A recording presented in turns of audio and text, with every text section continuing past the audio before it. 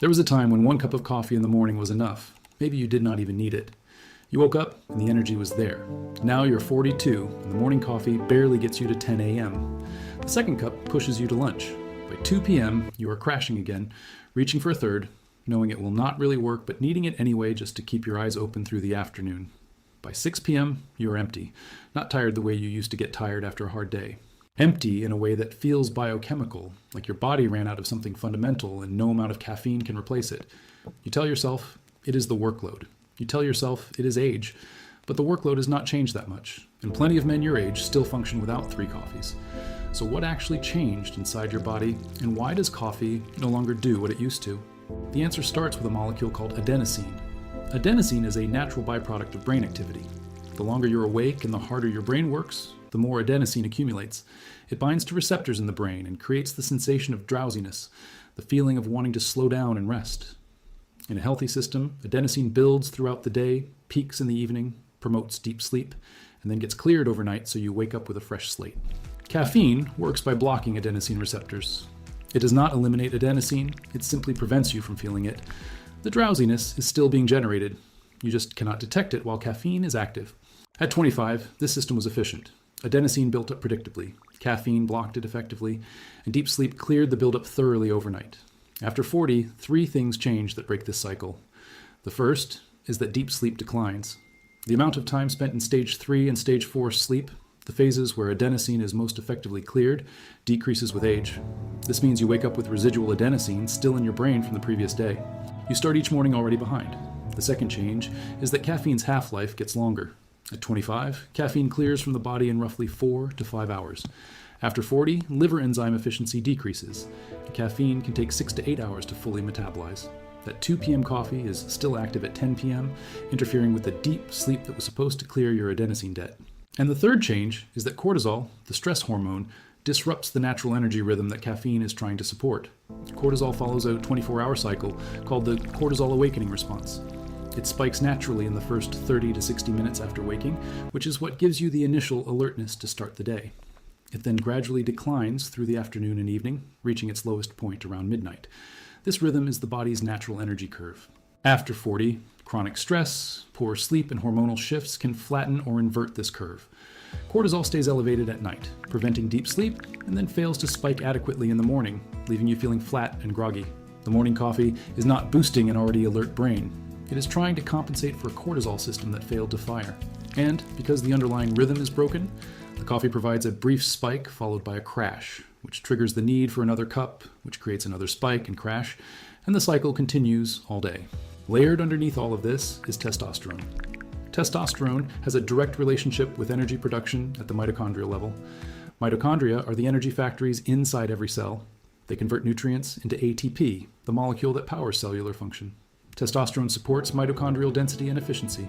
As testosterone declines after 35, mitochondrial output drops. Each cell produces slightly less energy. Multiply that across billions of cells, and the result is a systemic energy deficit that no amount of caffeine can mask. The fatigue you feel at 42 is not a caffeine problem, it is a cellular energy problem. Coffee is a band-aid on a wound that runs 4 layers deep: adenosine clearance failure, cortisol rhythm disruption, testosterone decline, and mitochondrial underperformance. Each layer makes the one above it worse.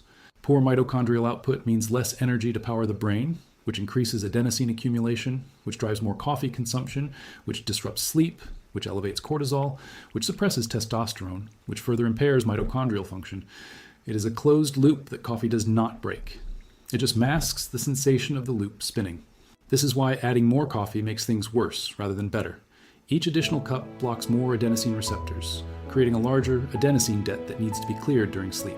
But the caffeine from the afternoon cups is still circulating at bedtime, reducing deep sleep quality, which means less adenosine clearance, which means more grogginess the next morning, which means more coffee. It is a downward spiral disguised as a coping strategy.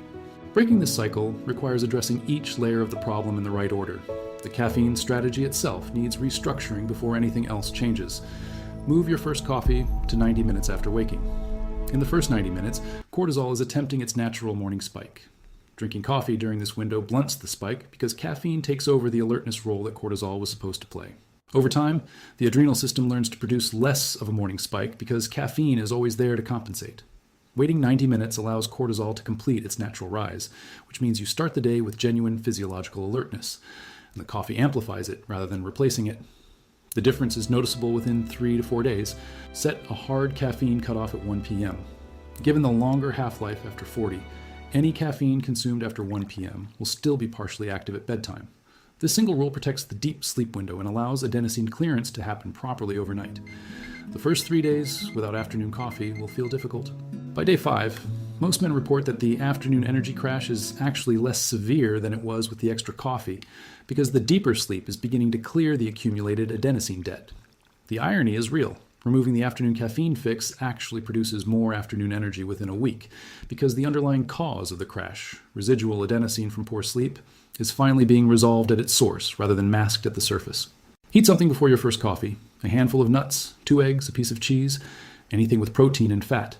Coffee on an empty stomach triggers a cortisol spike at the exact time cortisol is already elevated, creating a double surge that crashes hard by mid-morning. Food in the stomach buffers this response and creates a smoother, longer-lasting energy curve from the caffeine. The difference between coffee on an empty stomach and coffee after a small protein-fat meal is noticeable from day 1. The energy feels steadier, the mid-morning crash is less severe, and the craving for a second cup by 10 a.m. often disappears entirely. This is not a dramatic dietary change. It is 2 eggs and 5 minutes of your morning. Sleep optimization is where the real repair happens. The bedroom temperature should drop to 65 to 67 degrees Fahrenheit. Screens off 30 minutes before bed. Take 400 milligrams of magnesium glycinate 30 minutes before sleep. Magnesium supports GABA activity, directly promoting the deep sleep phases where adenosine clearance occurs. If you are someone whose mind races at night, adding 200 milligrams of L-theanine alongside the magnesium provides additional calm without next-day drowsiness. To address the mitochondrial layer, CoQ10 is the most directly relevant supplement. CoQ10 is a coenzyme that sits inside the mitochondrial electron transport chain and is essential for ATP production. Levels of CoQ10 naturally decline after 40, which reduces the efficiency of every mitochondria in the body. Supplementing with 100 to 200 milligrams of ubiquinol, the active form of CoQ10, daily has been shown to improve cellular energy production, exercise performance, and perceived energy levels. The effects build over 4 to 6 weeks. This is not a stimulant. It does not spike energy like caffeine. It restores baseline capacity so that the body produces more energy at the cellular level without needing external stimulation. Think of it as upgrading the engine rather than adding more fuel. The fuel, food, and oxygen was always there. The engine just was not converting it efficiently anymore. CoQ10 restores the conversion rate. Creatine, typically associated with gym performance, has emerging evidence for supporting brain energy specifically. The brain is one of the most energy-demanding organs in the body, consuming roughly 20% of total ATP production. Creatine supplementation at 3 to 5 grams daily provides the brain with an additional ATP buffer, which can improve cognitive clarity, reduce mental fatigue, and support focus during the afternoon hours when energy typically drops. Multiple studies have shown cognitive benefits from creatine supplementation, particularly in sleep-deprived individuals and those under chronic stress. It is also one of the most well-researched supplements in existence, with decades of safety data. At 3 to 5 grams daily, it does not require loading or cycling. Mix it into water or a shake and take it at any time of day. The brain benefits are independent of whether you exercise or not. The timeline for this protocol is layered.